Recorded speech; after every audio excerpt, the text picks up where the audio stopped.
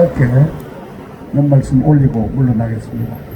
자, 지금 문재인 정권 4년 차에 총선을 치르고 있는데요. 원래 이 대통령 선거 중간에 이렇게 끼어 있는 총선거는 현 정권에 대한 중간 심판입니다. 문재인 정권 지난 3년이 잘했느냐, 그 판단을 여러분이 해주시는 심판하는 기회가 총선거입니다. 자, 문재인 정권 지난 3년, 저는 한 가지는 분명히 말씀드립니다. 대한민국 경제가 완전히 폭삭당했습니다. 지금 민노총 노조가 장악하고 있는 언론, 신문, 방송이 제대로 보도를 안 해서 그렇죠. 좀 심각합니다. 자, 두산그룹을 비롯한 20대, 30대 그룹은 이미 구조조정에 들어갔습니다. 직원 해고, 정리해고죠. 자, 삼성전자, LG전자 같은 10대 그룹은 잘 나간다 그러지만은 신규 사원 채용을 줄이거나 보류하고 있습니다. 그래서 여러분의 아들, 딸, 손자, 손녀가 서울에 있는 괜찮은 대학 졸업했다고 그래도 취직할 자리가 없는 겁니다. 지금 달러값 올랐습니다. 강남 집값 떨어집니다. 이게 IMF와 뭐가 다릅니까? IMF 상황이 지금 재현되고 있습니다. 그런데 올해는 2월 달부터 중국 대련 폭격을 맞아서 대한민국 산업 전체가 완전히 마비되어 있습니다.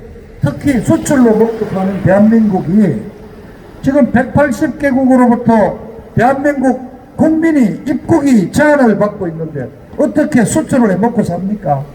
올해 대한민국 경제 정말 폭망합니다. 이런데 여러분 4.15 총선에서 문재인 정권 보태줄 일이 있습니까? 잘한다고 편지가 줄랍니까? 아니죠. 심판해야 합니다.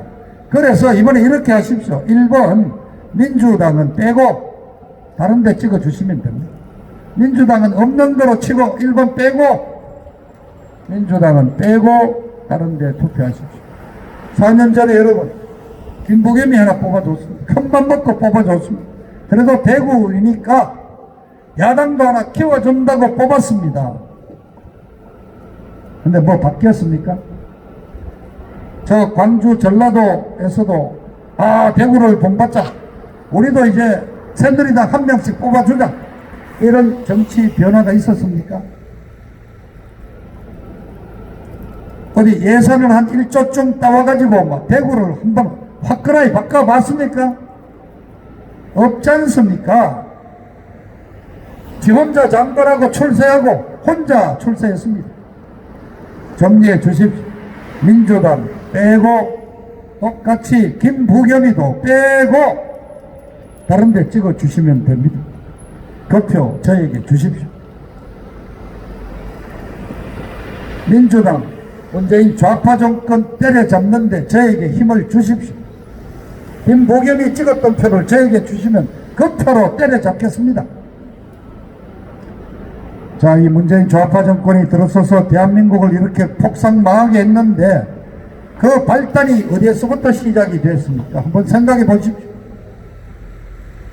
저는 이렇게 생각합니다. 2016년 12월에 대한민국 20대 국회가 박근혜 대통령을 탄핵하는 데서부터 비극이 시작됐습니다.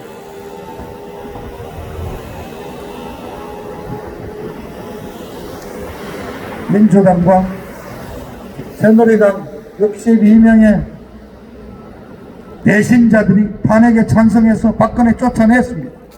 헌정질서가 갑자기 중단돼 버렸고 50일 안에 우리는 대통령 선거를 치러야 했습니다.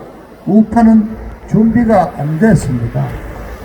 그런데 저 좌파는 민주노총 100만 명을 동원해서 주말마다 촛불 집회를 열고 대한민국을 불태워버리겠다고 협박을 했습니다. 그런 협박 속에서 문재인 저 빨갱이 정권이 탄생한 것입니다. 바로 이 모든 책임이 탄핵에 찬성했던 62명 새누리당 배신자들에 돌려야 할 것입니다. 대구에서도 배신자 나왔죠.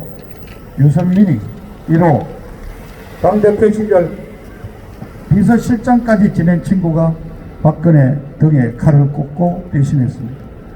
그래도 이번에는 양심이 좀 남았는지 불출마 선언하고 대구에 콧배기도 안 보이네요. 자, 2호 배신자 주호영입니다. 판사 경험을 살려서 헌법재판소에 들락거리면서 열심히 탄핵 앞장섰습니다. 자, 그런데 이자는 갑자기 수성갑으로 날아내려서 펴달라고 돌아다닙니다. 옆 동네 수성을에서 4번 16년에 걸쳐서 국회의원에 먹었습니다. 주민들이 실정을 내고 식상해 하니까 이웃 동네 수성갑으로 이렇게 옮겨옵니다. 이런 공천 여러분 납득을 하십니까? 야바이 공천입니다. 막장 공천입니다. 이자는 옛날에 저와 같이 17대 국회의원 당선됐을 때 2년 반 동안 우리 박근혜 대통령 열심히 따라다녔습니다. 그러다가 당내 경선 시작되니까 이명박 캠프로 옮겼습니다. 그 공로로 정무장관도 얻어 걸렸습니다. 또 대통령 탄핵했습니다. 이번에는 유승민이 따라서 바른정당으로 만들어 갔다가 원내대표, 당대표 권한대행 지냈습니다. 그러더니 2017년 11월 달에는 유승민이 버리고 김무성이 따라서 또 자유한국당으로 또 입당했습니다. 복당했습니다. 3월 6일에 한 달 전에는 국회에서 김무성이가 공동 발의한 원포인트 개헌안을 주도한 것이 또 이 주호영입니다. 이제는 김무성이 따라다니고 있습니다. 주호영이가 어떤 정치 철학을 갖고 있는지 여러분 아십니까? 저도 모르겠습니다. 다만 좀 가혹하게 비판을 하자면 이자는 철학이 없습니다. 국회의원 배지만 달아준다면은 어느 누구라도 배신할 수 있고 어느 누구라도 주인으로 모실 수 있는 자입니다. 양지만 찾아다닙니다. 대세만 쫓아다닙니다. 이익만 쫓아다닙니다. 이런 정치인을 가리켜서 언론은 이렇게 얘기합니다. 영혼이 없는 정치인, 소신이 없는 정치인, 철새 정치인이라고 그럽니다. 자, 여러분, 대구 시민 여러분, 점잖게 잊지 말고 분노하십시오. 화를 내십시오. 이런 배신자, 괘씸하면 괘씸하다고 얘기하십시오. 또 찍어줄랍니까 정말? 바로 잡아야죠. 나쁜 놈은 나쁜 대로 처리해야지. 정의가 살 거 아닙니까? 정의를 세웁시다. 대한민국을 한번 바로 세워주시기를 부탁합니다. 이번 대구 공천 엉망입니다. 오죽하면 당대표 지낸 홍준표가 무소속으로 탈당했습니다. 자, 그분만큼은 당 보고 찍지 말고 인물 보고 찍어주십시오. 특히 이번은 중대한 기로에 서 있습니다. 저 민주당이 선거 치르고 나면은 5월달쯤 사회주의 개헌을 하겠다고 선언했습니다. 토지공개념 도입해가지고 쉽게 말하면 연방제로 가겠다는 겁니다.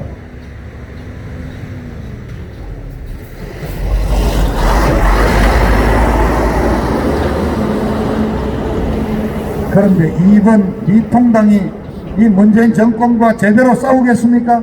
얘네들은 내각제 개헌으로 또 야합하겠다고 이미 선언했습니다. 내각제 개헌하겠다는 거 아닙니까?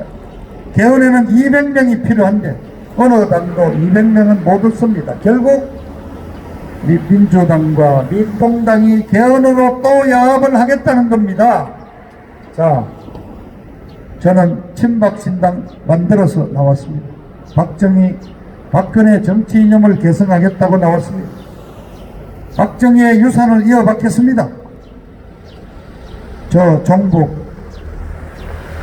좌파 운동권 정부에 맞서서 강력하게 투쟁하겠습니다. 저들의 사회주의 개헌 음모를 저지하겠습니다.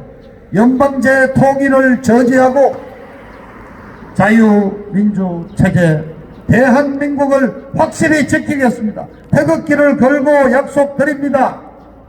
태극기 혁명운동 세력의 대표주자로서 나왔습니다. 제가 자유민주체제 지키겠습니다. 저에게 기회를 주십시오. 지금 대한민국이 살아남느냐는 기로에 서 있습니다. 개혁 공약 같은데 현혹되지 마십시오. 대한민국이 지켜져야 하는 것입니다. 마지막으로 한 말씀 부탁드리겠습니다. 박근혜를 좀 구해 주십시오. 그렇지. 뇌물 1원 한 푼 안 받았습니다. 부정한 청탁도 없었습니다. 그게 모두 좌파 판사들이 진행하는 재판 과정에서 드러났지 않습니까? 오히려 대한민국에서 제일 깨끗한 대통령이라고 입증이 됐지 않습니까? 그런데 32년형을 때려 맞고 옥중에 있습니다. 오늘자로 1105일째 구속되어 있습니다. 억울한 옥살입니다. 정치 보복입니다. 잔인한 정치 보복입니다. 저 주사파들이 언제 풀어주겠습니까? 여러분이 도와주십시오. 우리 삼덕동에서 태어난 대구의 딸입니다. 당시 박정희 소령의 딸입니다. 유경수 여사의 딸입니다. 대구 시민 여러분, 수상 주민 여러분, 박근혜를 좀 보살피고 억울하다고 예쳐 주십시오. 박근혜 좀 도와주십시오. 박근혜 도구로 국회의원 해먹던 저 새누리당 국회의원 열놈이 지난 3년 동안 단 한마디도 억울하다고 얘기 안 해서 제가 그 목소리 대변에 너무 억울하다고 제가 출마해서 지금 외치고 있는 겁니다. 여러분이 도와주셔야 합니다. 박근혜를 구해 주십시오. 박근혜를 구출해 주십시오. 부탁 말씀드리고 물러납니다. 오늘 날씨가 쌀쌀합니다. 바람이 불어서 아주 체감 온도가 낮습니다. 나들이 하실 때는 옷을 좀 단단히 껴 입으시고 나오시기를 바랍니다. 자, 편안한 오후 보내시기 바랍니다. 친박신당 박성문은 물러가겠습니다. 안녕히 계십시오.